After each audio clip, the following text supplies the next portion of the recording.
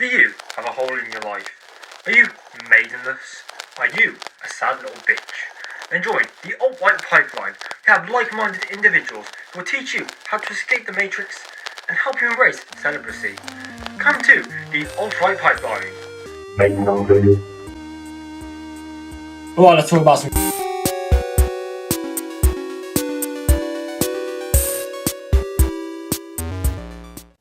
Steven Crowder is a failed comedian. Notice a disturbing trend: dream catchers hanging from rear view mirrors in cars. You guys seen this? It's a Native American Indian contraption, consists of wooden hoops and feathers, supposed to help you sleep soundly. Soon to be forgotten podcaster and all-round prick. His comedy was, it still is, plain racist and incredibly cringy to watch. Finally, Crowder realised, oh my god, my comedy's shit. So he changed, became the second coming of George Carlin, making laughs while also educating in the process. Nah, he didn't. He just evolved into a whole new level of cuntiness that made the alt-right Chrome Dome blush. Homophobia, racism, transphobia, fatphobia, misogyny, and NRA gun spokesperson. His podcast had all these things, but only this time he was with the boys, but only toxic. However, on a good note, he's one strike away from getting his channel deleted, so hold on people, hold on. Okay, so I was on I was in the end game of making this video. I was nearly finished. Look at this, what this guy tweeted. Hang on. I'm gonna have to go and look at. I'm gonna have to go back and look at some of the replies. But my god, you learned Steven Crowder doesn't even have a basic understanding of history. How has this guy got a platform? There are millions of other people who are well deserving of a platform to influence others than this piece of shit. What the fuck? Jesus.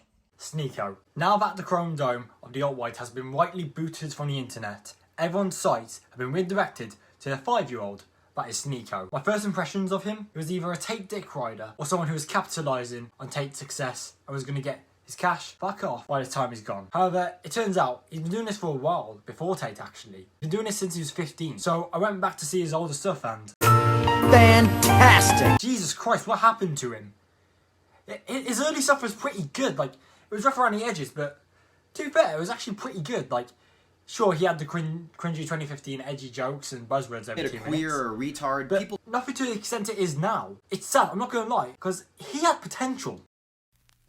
He made thought-provoking and intelligent videos, such as this and this, which actually had me thinking and agreeing with him. They had flaws, but they showed a kid with great potential to do good things. But with each video, we could see this monster rear its ugly toe once in a while, until at some point, that monster came from under this kid's bed and took him over and turned him into one. This Sneeko is someone the old one would have made fun of, but no, for some reason he had to mess it all up. It is not a kid anymore video. He said he doesn't want to be the... Don't want to be that one angsty kid in class wiping his bangs away from his forehead. Yeah, for some reason he decided to become one. This video spoke to me. We were both turning into an older age.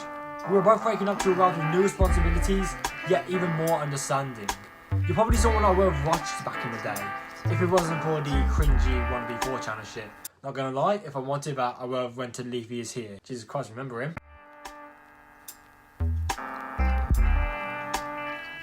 Like him, I'm not a kid anymore. I'm starting to grow up. I can't spend time procrastinating, listening to music, or playing video games, or doing YouTube. I need to revise for my GCSEs. Not being a little kid to the point where a 16-year-old is more mature than me. He's someone I could have seen guiding teenagers into enlightenment. I'm saying this about a YouTuber, fuck me. Or even adults. But instead he became a prime example of what the alt-right can do to a kid with pure potential. Corrupt it. Honestly, you don't need to be a dick to people just because yours got dicked by another bloke. Handler. Now, I'm not going to spend too much time on him, mainly because out of everyone, he seems like the most pathetic. He seems harmless, a king in a tiny castle. However, I will say this. Out of everyone, he seems the most two-faced. 1 minute, he's calling out Sneeko, and then he's defending Tate, saying, well, I know he was trafficking women, but he said hard work is pretty good, so like, you're all just hating. Out of everyone, he's the one I feel the most sorry for. He just seems sad.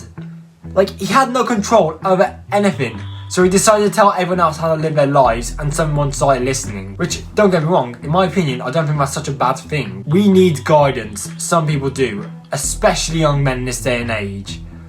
But for every half or even decent take you make, you bury it with filth that is this bullshit.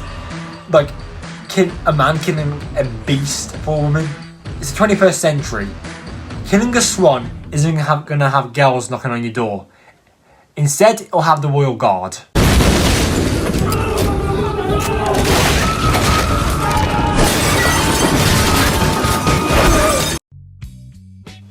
These are just 3 of the many small alt-white children, or alt-white related, or red pill. Listen, okay, I can't remember on tangents for this video on the internet. If you want to have some takeaway from this video, find an actual male role model. Hell, the brave women of Iran who are protesting the death of Mahsa Amini are way better and braver than these absolute